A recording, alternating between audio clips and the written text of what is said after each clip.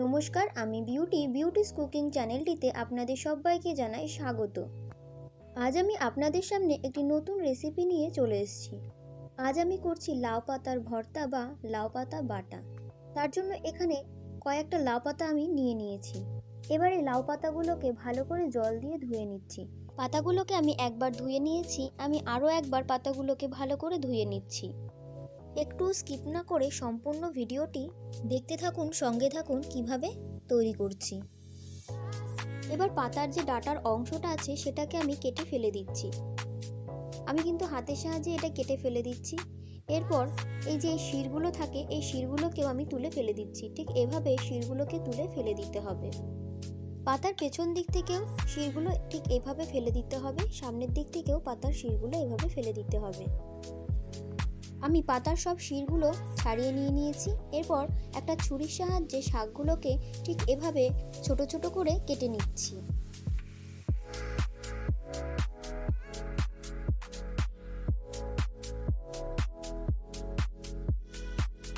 শাকগুলো কেটে নেওয়া হয়ে গেছে, এবার একটা প্লেটে তুলে নিচ্ছি। এরপর একটা কড়াই বসিয়ে কড়াইয়ের মধ্যে পরিমাণ অনুযায়ী সর্ষের তেল দিয়ে দিচ্ছি। কড়াইটা একটু গরম হলে এরপর এর মধ্যে দিয়ে দেব দুটো গোটা শুকনো লঙ্কা, আর দিয়ে দিচ্ছি একটা কাঁচা লঙ্কা। কাঁচা লঙ্কাটাকে আমি ভেঙে দু টুকরো করে দিয়েছি। এরপর লঙ্কাগুলো একটু ভাজা হয়ে এলে এরপর এর মধ্যে দিয়ে দেব আগে থেকে ছাড়িয়ে নেওয়া 16-17 কোয়া রসুন। এরপর রসুনগুলোকে দিয়ে এভাবে ভালো করে একটু নেড়ে নেব। রসুনগুলো একটু ভাজা হয়ে এলে এর মধ্যে দিয়ে দেব কালো জিরে।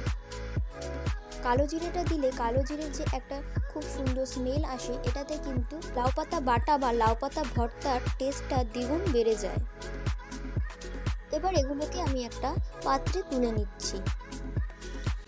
এরপর ওই একই তেলে আমি দিয়ে দিচ্ছি কেটে রাখা লাউ পাতাগুলো।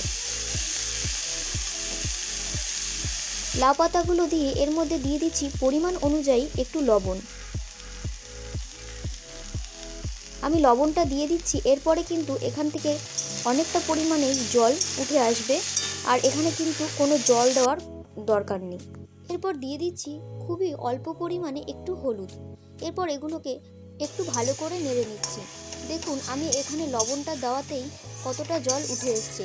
এরপর যখন আমি ঢাকা দিয়ে দেব তখন কিন্তু আরও একটু জল উঠে আসবে। এরপর আমি শাকটাকে কিন্তু সেদ্ধ হওয়ার জন্য ঢাকা দিয়ে দিচ্ছি। কিছুক্ষণ পর ঢাকাটা খুলে দেখে নিচ্ছি। দেখুন আরও একটু জল কিন্তু উঠে এসছে। আমি এখানে কোনো জলের ব্যবহার করিনি। এবার এভাবে কিছুক্ষণ এটাকে ভালো করে নেড়ে চেড়ে নিতে হবে।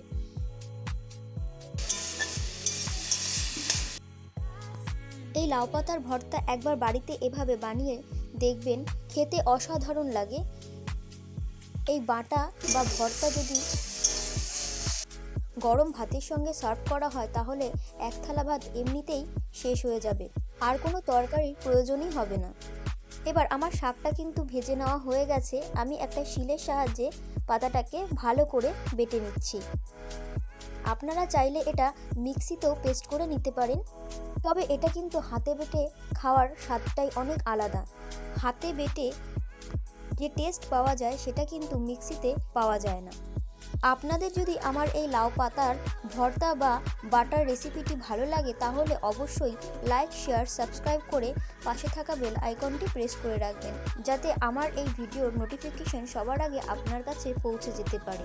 আর কমেন্ট করতে একদম ভুলবেন না। সম্পূর্ণ ভিডিওটি দেখার জন্য ধন্যবাদ জানাই আমার সকল বন্ধুদের। দেখা হচ্ছে পরের একটি রেসিপির সঙ্গে।